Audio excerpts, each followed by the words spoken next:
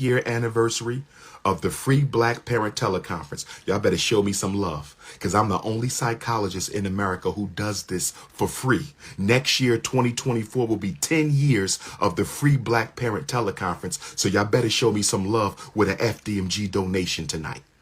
Show me some love. Yesterday, 13 years as King Kong Consciousness. Next year, 10 years of the Black Parent Teleconference. Frederick Douglass, Marcus Garvey, grand opening, brothers and sisters. Y'all better show me some love, because I don't sit on YouTube like everybody else in the conscious community. That's right. I'll say it again. Like everybody else in the conscious community ain't building no institutions, running a mouth. I'm the only one fighting for the kids and building an institution. That's why I'm still #1 after 13 years. Let's go to the next caller.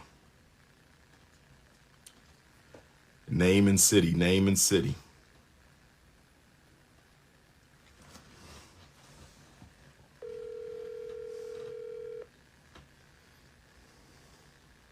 $10 years of this for free. Who else? Hello, how you doing? Good evening, Sister Katrina. How Houston, Texas treating you, sister? Ooh, it's cool down here in Texas. It's a little cool down in Texas? Yeah, it is. All right. First of all, I want to say congratulations Thank on you. being the most called upon African-American brother with so many accolades that you do have. So thanks for all your commitment and work that you do for the community. Thank you, my queen. What's your question tonight? Okay, so I have a 16-year-old male son, and he told me, I think it was about 2 weeks ago, I guess, I was taking him to school, and then he just broke down in the car when it was time for him to, exit to go into school. He broke down, and he was like, I just had to, go park somewhere and try to have, a moment with him to kind of express himself, to tell me, what was the problem. So I guess his main deal, from what I got from it, is that, he says, he's been having, negative thoughts, lately, and, forever. He's like, what do you mean by negative thoughts? Is that suicidal thoughts or just self-defeating he said thoughts? it's not suicidal. He doesn't want to kill himself, but it's just I guess it gets him down. He be down a lot. Where's his biological father? On the road somewhere. He's a truck driver. We really never had a relationship. Okay. How often does he get to see his son though? He doesn't have no kind of communication. Why is that? Why is that? Without getting too deep, why? It's his own personal choice. The father's? I reached out to him a million times. Okay, and you affirm in the presence of your African ancestors that you have done nothing to disrupt his relationship with his father, correct? You affirm that? Nothing at all. Yeah, okay. At all. Okay. Nothing at all. Yeah, I've begged and pleaded for some type of relationship. But I was married before, so my ex-husband has a father relationship with him, So he's just, I guess he kind of, I just want to know, what can I do? Because I feel like I'm kind of, helpless. Because he's a teenager. Of course, they're going to want to be alone all the time in their room and on their devices and stuff like that. But, I try to have him, come down and spend more family time with the family and with his younger brothers, But I just don't know, how do I approach that? Because, he say, when I ask him to come down and kind of, socialize, he, in his mind, it tells him, somebody's going to say something to piss you off, or, it's just something negative is going to happen, so you might as well stay in your room. He gets, those type of thoughts in his head. And he's, a loner, basically, so, what grade is he in right now? He's in the 11. And how is he doing in school academically? He's doing good in school. Algebra's kind of kicking his butt, but okay. He kind of got a lot on his plate because we're trying to get him to graduate early, so he's doing extra courses. But okay. Yeah.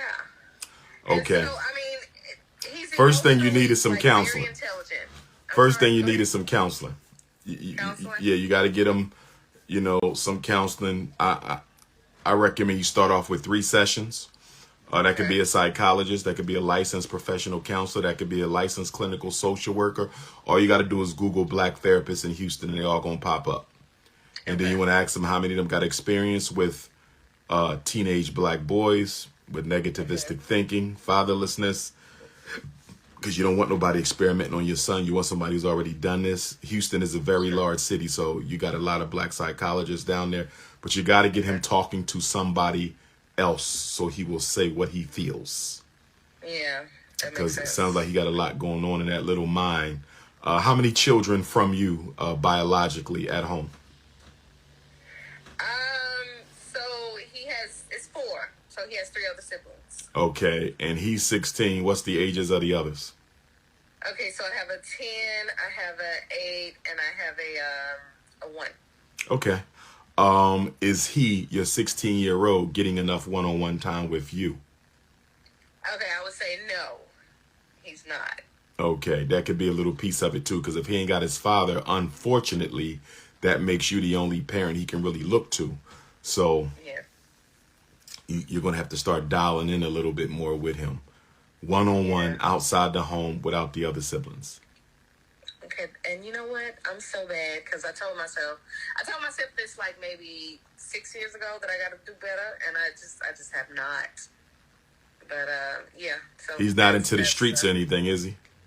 No, of course not. Does he have a Well, job, you know what? after school Let me job? say this. So he has like, he's not too sociable, but he does have like 2 friends that he kind of grew up with. But those boys are kind of like heading off like into the wrong path.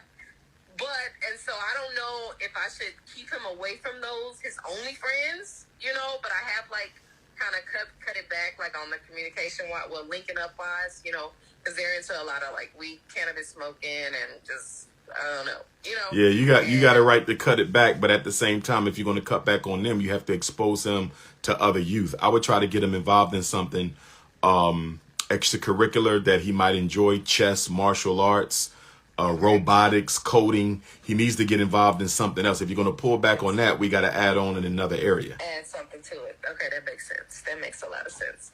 Everything I suggest, he kind of shoots it down. Like he's a great swimmer, but he doesn't want to join the swim team because there's no black people on the swim team. I'm like, that doesn't make sense. You could be like the best swimmer, Yeah, but it do kind of make sense though, because we're living in a very anti-black America right now. I wouldn't want to be on a swim team with white kids, and I'm much older than your son. You understand? So I could definitely understand why he don't want to be. And to be honest with you, I don't even know how safe that is, because just because of the anti-blackness, they might try to drown your son, God forbid. So I'm not gonna push too much on him being on that swim team as the only black with nobody to watch his back when he in that water with them white folks. So I'm not gonna push back on him too much with that. But he does need to do something else, even if it's an after-school job. Yeah, I know. That's what we sat down and talked about last week, what he would like to do that's in the area. So okay. So he's open to working. Yeah, that'll work. That'll work. But get him some counseling though. Definitely get him some counseling. Okay. So I guess here's a little backstory. Please don't judge. Okay, so we're kind of like in the suburbs outside of Houston. All right, and this whole internet thing where kids meet people and link up with people. So anyway, he has a girlfriend now that's kind of like more exposed than he is. She black? Yes, she's black. Okay. And so like I am in disagreement with that whole deal, right? But he claims like, oh, she makes me happy, more happier than being here. Like all this. When you say she's advanced, what do you mean she's advanced?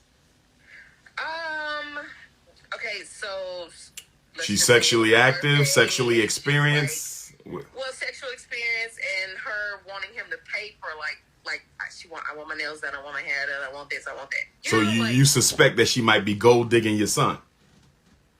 Yeah. Using him for his financials. Exactly, and she's kind of like, I think he's just not on that type of level that she's on. So why do you think he likes her so much? Is she attractive? He thinks she's attractive. You don't find her so much attractive. I think she's kind of ghetto, and I don't like it. Well, you need to talk to him about her. You need to talk to him about her. I wouldn't necessarily be against you having a conversation with her either, privately, as a woman to a daughter, to say, listen, I don't think you should be asking my son for so much. I don't necessarily see nothing wrong with that. As long as it's private and respectable, I'm not against that. But your first conversation got to be with him, and you need to let him know about your plans to speak with her. Don't speak with her without him knowing that. Yeah. Okay. So do you think it's like I would be wrong to try and keep him away from her? I think as the parent, you don't try. You decide how it's going to be. You let that be known to your son, and then you stick to your decision. So what I mean by that is if you feel he needs to see her a lot less than he does, you need to specify how much time he can see her. In other words, I only want you seeing her once a week or twice a week. Be firm about it. Let your expectations be known, because I am a very big believer in parents not allowing their children to make decisions that can destroy their future. So if there's a risk of teenage pregnancy or something like that, you got to shut it down. Same thing with them two guys he's hanging out with. If there's a risk of juvenile delinquency there, you're going to have to shut it down, because we don't allow children to make decisions that can harm their future. At the same time, I want you to make sure you're tapped into your own biases to make sure you're not unjustifiably labeling this girl because she doesn't match the image of a woman you would like your son to be attracted to. So just make sure your biases are not the real issue as opposed to a real threat to your son's best interests. That makes sense. That puts a lot of things in perspective. And okay, good. So thank you for the conversation. I got a bunch of takeaways from this.